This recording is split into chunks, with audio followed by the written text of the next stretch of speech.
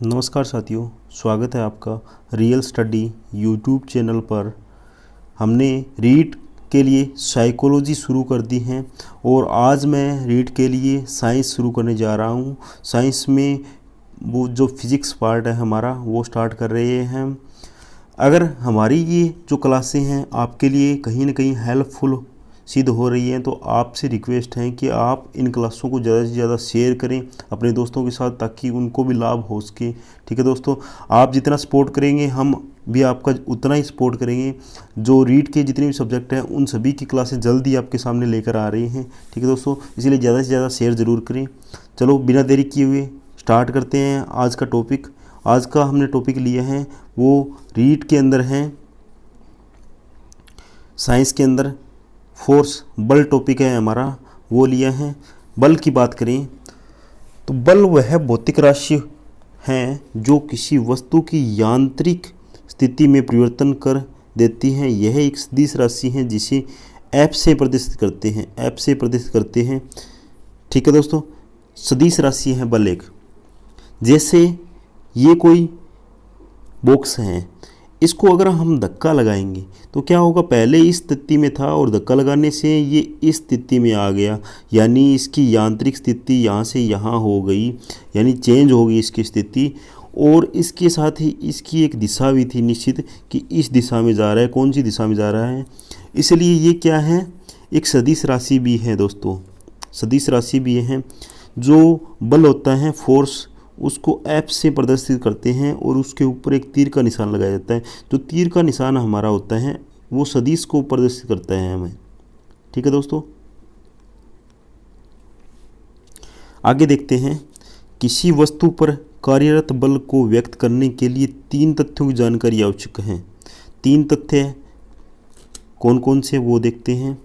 पहला है आरोपित बल का परिमाण, यानी कितना बल लगाया जा रहा है वो। दूसरा आरोपित बल की दिशा, यानी कौन सी दिशा में बल लगाया जा रहा है। तीसरा उस बिंदु की स्थिति का ज्ञान जिस पर बल लग रहा है, यानी जैसे कि मान लो ये कोई बॉक्स है, इस पर इस दिशा में बल लग रहा है, यहाँ से लग रहा है, और इस पर मान लो 10 न्यूटन बल लग रहा है, यानी परिमाण तो इसका 10 न्यूटन है, इस दिशा में बल लग रहा है और ये बिंदु है वो। इस प्रकार से इन तीन चीज़ों को आपको ज्ञान होना चाहिए। ठीक है दोस्तों, अब बात कर लेते हैं थोड़े से जो बल हैं उसके महत्वपूर्ण तथ्य। पहला है बल लगाने के लिए कम से कम दो वस्तुओं में अन्योन्य क्रिया होनी चाहिए। बल के कारण वस्तु में त्वरण या मंदन उत्पन्न होना चाहिए, दूसरा पॉइंट है। तीसरा, वस्तु पर बल लगाने के लिए उसे छूना आवश्यक नहीं है, यानी कोई भी वस्तु है उसको बल लगा रहे हैं, उसको छूना भी आवश्यक नहीं है। यानी जैसे चुंबकीय बल होता है वो क्या होता है, बिना छुए बल लगाया जाता है। एक ही दिशा में लगाए गए बल जुड़ जाते हैं, यानी कोई वस्तु पर एक ही दिशा में बल लग रहा है तो वो जुड़ जाएगा। ठीक है, परिणामी बल उनका जुड़ के आएगा। यदि वस्तु पर विपरीत दिशा में बल कार्य कर रहा है तो लगने वाला परिणामी बल दोनों बलों के अंतर के बराबर होता है। यानी दो बल लग रहे हैं, एक इधर से लग रहा है एक इधर से लग रहा है, तो इन दोनों का परिणामी अंतर आएगा जो परिणामी बल होगा हमारा। ठीक है दोस्तों, आगे पॉइंट है, यदि वस्तु पर एक से अधिक बल कार्य कर रहे हैं तथा वे समान नहीं हैं तो वस्तु परिणामी बल की दिशा में गति करेगी। यानी एक से अधिक बल कार्यरत कर रहे हैं, कोई भी वस्तु है उस पर बल इस प्रकार से इस प्रकार से इस प्रकार से ये बल हैं, तो इनका जोड़ क्या होगा, इस वस्तु पर बल लगेगा, यानी परिणामी बल इन सभी बलों का योग होगा। ठीक है, अगला पॉइंट है, एक बल दूसरे बल से बड़ा या छोटा हो सकता है। बल की प्रबलता प्राय इसके परिमाण से मापी जाती है, यानी कितना बल है, जैसे 10 न्यूटन है या फिर 25 न्यूटन है, 50 न्यूटन है, इस प्रकार परिमाण से उसकी प्रबलता मापी जाती है बल की। यदि लगाए गए बल की दिशा परिमाण में परिवर्तन हो जाए तो उसका प्रभाव भी बदल जाता है, यानी जो बल लगाया जा रहा है हमारा उसके परिमाण में अगर परिवर्तन, यानी पहले मान लो 50 न्यूटन बल लग रहा था, अब 10 न्यूटन बल लग रहा है, तो उसकी दिशा भी चेंज हो सकती है। ठीक है दोस्तों, अब एक बात और कहना चाहूँगा मैं आपको, ये जो हमारे नोट्स हैं जो हम क्लास ले रहे हैं जिन नोट्स से, वो हमारे हैं जो आरबीएससी की और एनसीईआरटी की बुक्स हैं उनसे बनाए गए हैं, और जो हमारा पेपर सेट होगा वो ही आरबीएससी की बुकों से ही सेट होगा। ठीक है दोस्तों, इसलिए मैं आपको प्रेफर करूँगा कि हमारी जो क्लासें हैं आपके लिए फुल हेल्पफुल होगी। ठीक है दोस्तों, इसलिए आप अलग अलग किताबों से न देखकर हमारे इन क्लासों से आप नोट्स भी तैयार कर सकते हो। ठीक है दोस्तों, आगे देखते हैं दोस्तों। एक है क्रिया रेखा। क्रिया रेखा की बात करें, बल के अनुप्रस्थ बिंदु से होकर बल की दिशा में खींची गई रेखा को बल की क्रिया रेखा कहते हैं। जैसे मान लो ये कोई बॉक्स है, इस पर इस प्रकार से क्या है, बल लग रहा है यहाँ से बीच से, तो ये क्रिया रेखा क्या होती है, ये जो है ये इसकी एक क्रिया रेखा है, इस बल की ये क्रिया रेखा है। ठीक है दोस्तों, बल की दिशा में खींची गई एक रेखा होती है, वो ये जो क्रिया रेखा होती है। ठीक है दोस्तों, समझ आया होगा। अब बात कर लेते हैं बल के मात्रक।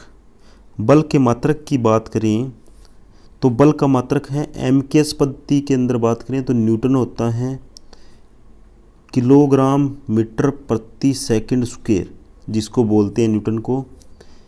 एमकेएस पद्धति में सीजीएस पद्धति के अंदर बात करें तो सीजीएस के अंदर है डाइन होता है, और एफपीएस पद्धति में बात करें तो पाउंडल होता है। एफपीएस पद्धति में पाउंडल होता है बल का मात्रक। ठीक है दोस्तों, ये इंपॉर्टेंट है, बल के मात्रक पूछे जा सकते हैं एग्जाम में। आगे बात करें, 1 न्यूटन बराबर कितने डाइन होते हैं, 1 न्यूटन बराबर 10⁵ डाइन होते हैं दोस्तों। ये पूछा गया है रीट 2016 के अंदर, जो 2015 की हमारी रीट थी उसके अंदर 1 न्यूटन बराबर 10 डाइन ये पूछा गया है। क्वेश्चन आया था 1 न्यूटन बराबर कितने डाइन होते हैं, 10⁵ ठीक है दोस्तों। 1 पाउंडल बराबर डाइन पूछे आपसे तो 13,825.7 डाइन होते हैं। ठीक है दोस्तों। 1 केजी बराबर आपसे न्यूटन पूछे तो 9.8 न्यूटन होते हैं। न्यूटन को एन से लिखते हैं दोस्तों। ठीक है दोस्तों, आगे बात करें 1 न्यूटन बल की परिभाषा की बात करें।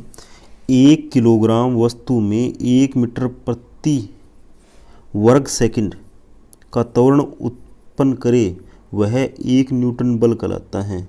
1 न्यूटन बल की परिभाषा आपसे पूछ ले अगर कोई, तो 1 किलोग्राम वस्तु होती है उसमें 1 मीटर प्रति वर्ग सेकंड का त्वरण उत्पन्न कर दे तो वो 1 न्यूटन बल होता है।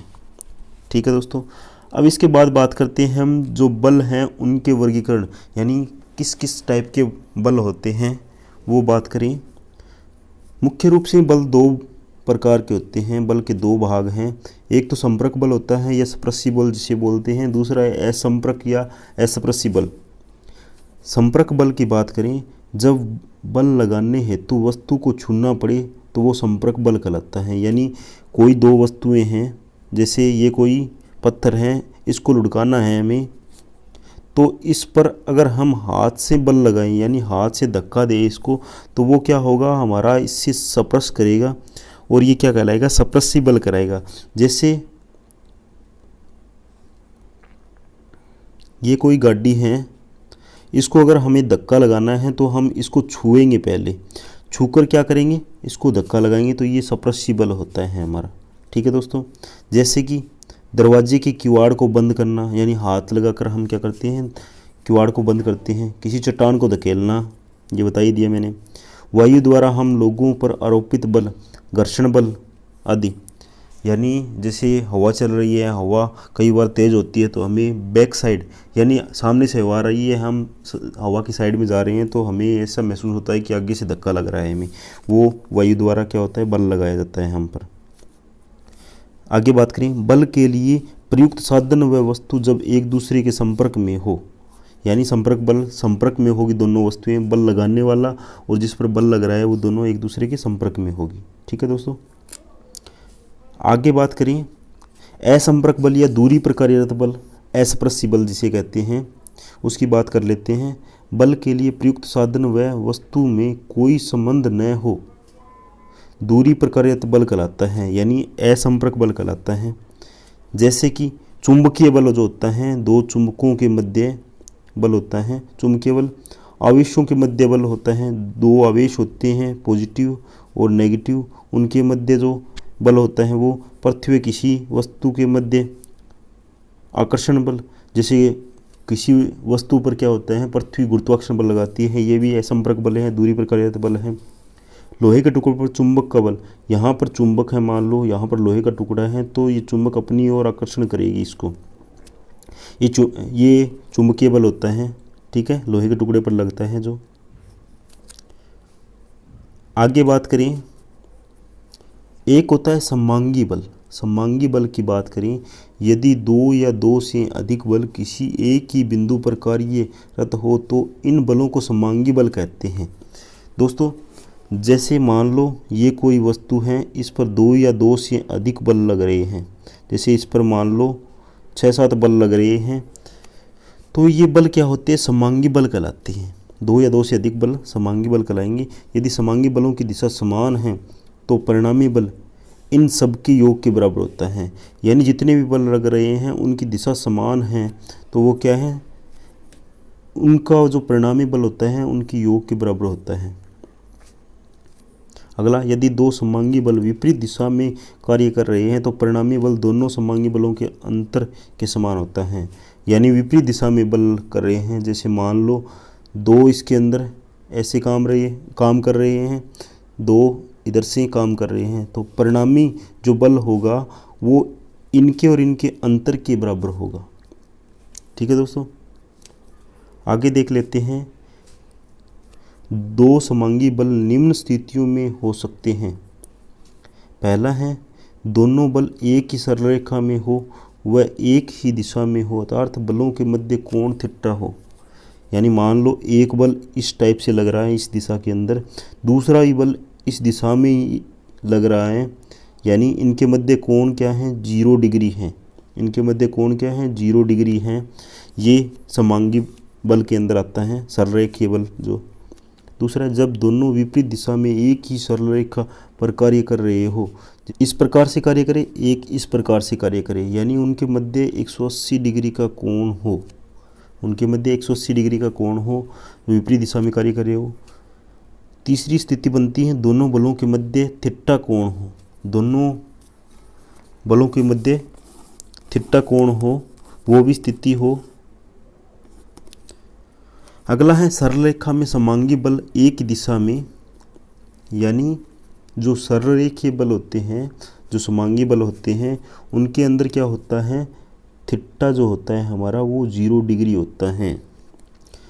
उसमें क्या होता है, परिणामी बल क्या होता है, जुड़ जाता है, F बराबर F1 प्लस में F2, यानी किसी वस्तु पर F1 बल लग रहा है और F2 बल लग रहा है, तो परिणामी बल पूछिए आपसे F टोटल, तो F1 प्लस F2 हो जाएगा दोस्तों। ठीक है, दूसरी कंडीशन थी हमारी, सरल रेखा में समांगी बल विपरीत दिशा में हो जब, तो उनके मध्य थीटा है 180 डिग्री होगा, और जो परिणामी बल होगा वो होगा F बराबर जो F1 माइनस F2। इस स्थिति में अगर पहला बल बड़ा है, F1 बड़ा है F2 से, तो ये स्थिति संभव है। ठीक है दोस्तों, तीसरी स्थिति बनती है हमारी, वो है किसी कोण पर कार्यरत समांगी बल।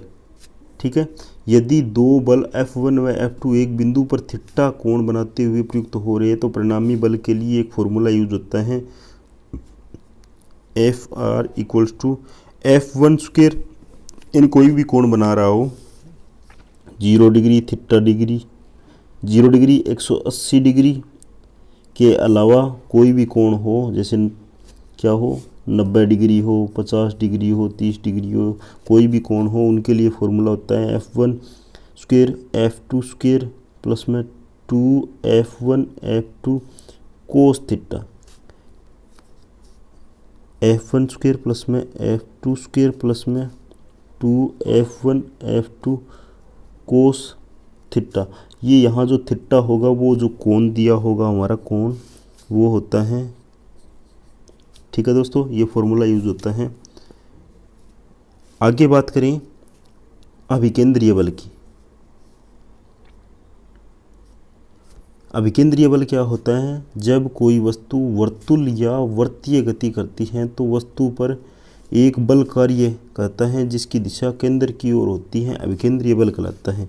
यानी कोई भी वस्तु इस प्रकार से गति कर रही है, इस प्रकार से, इसमें क्या होता है, एक बल केंद्र की तरफ लगता है, इसे त्रिज्या बल भी कहते हैं।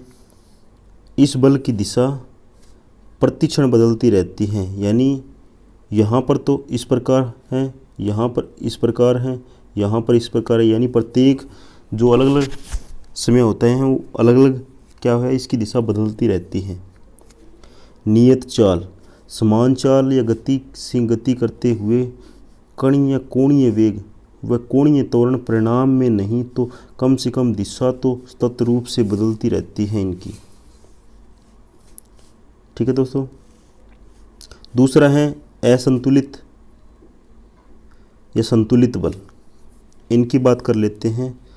संतुलित बल की बात करें, यदि वस्तु को दो समान बलों द्वारा खींचा जाता है तो उसकी स्थिति अपरिवर्तित रहती है, अर्थात यदि परिणामी बल का मान शून्य हो तो वह संतुलित बल कहलाता है। यानी परिणामी बल शून्य हो, दो जो बल लग रहे हैं उनका मान क्या हो, शून्य हो परिणामी में, तो वो संतुलित बल कहलाता है। बल शून्य अर्थात त्वरण भी शून्य, ठीक है दोस्तों, ये था संतुलित बल।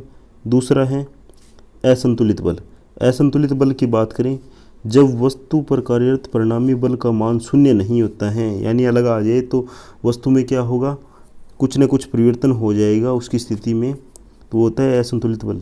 ठीक है दोस्तों, आज की वीडियो में हम इतना ही बल के बारे में